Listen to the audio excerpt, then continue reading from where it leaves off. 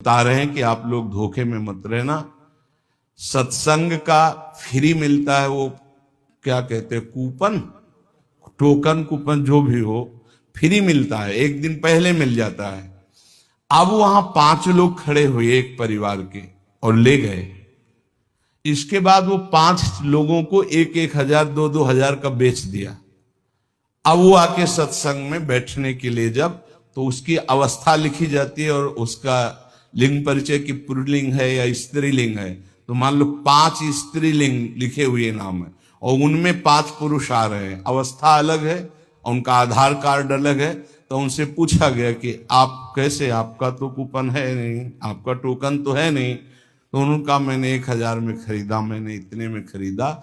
ये अपराध है, ना सुनने वाले को लाभ मिलेगा और ना बेचने वाले को, दोनों को पाप लगेगा। जब यहां नहीं लिया जाता तो कोई भी ऐसी गंदी हरकत करके यहां ना बैठे कि हम 2,000 में खरीद के आ रहे हैं, तुम्हारे को पाप लगेगा।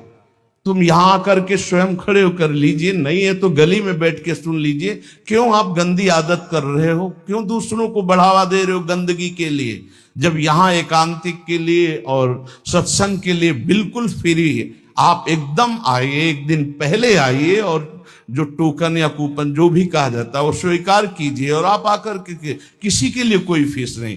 अब दर्शन कराने के लिए इसलिए बंद करवा दिया, दर्शन कराने के लिए आ रहे हैं 2,000 11,000।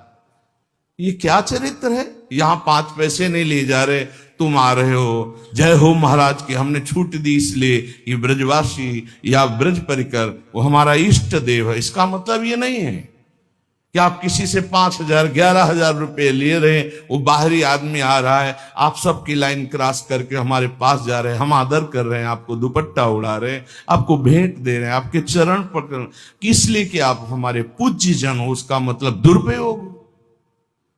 कभी आपको ऐसे दर्शन से लाभ नहीं मिलेगा, ध्यान रखना। यहां सिद्धांत संतों का जो होता है उसके अनुसार चलना चाहिए। यहां कहीं किसी भी तरह की ना हमारे परिकर के कहीं दोष मिलेगा कि फीस लेंगे, और अगर आप फीस देकर कहीं से आते हैं तो आप अपराध करते हैं, आप गलत मार्ग का बढ़ावा कर रहे हैं, अधर्म का। ऐसे ही लोग अधर्मी होते हैं, आ रहे हो सत्संग करने और आप अधर्म का आचरण कर रहे हो, उसको बढ़ावा दे रहे हो, वो क्या करेगा 4 लोगों का। फिर इसके बाद क्या होगा, फिर ये विचार बनेगा कि जरूर बाबा मिले होंगे, 10,000 हमसे लेता है, 5,000 बाबा को देता होगा, 5,000 अपने आप ले।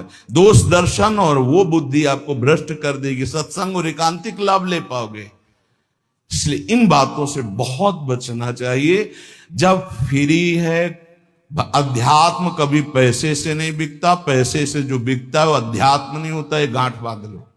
जब यहां फ्री है तो आप लोग फ्री आइए, किसी को पैसा देने की जरूरत। थोड़ा भीड़ होने के कारण आपको हो सकता है कि कम जगह हमारे पास है वहां, अब वहां 20 25 30 लोग बैठते हैं, 1,000 लोग एकांतिक में बैठना चाहते हैं, तो हो सकता है आपको वो ना मिले।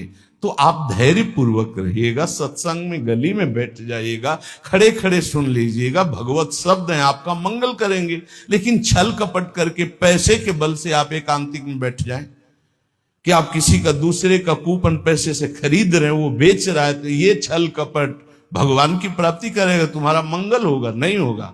पैसा दे के तुम उस पदवी को प्राप्त करना चाहते हैं, नहीं, कभी ऐसी गलती ना करें।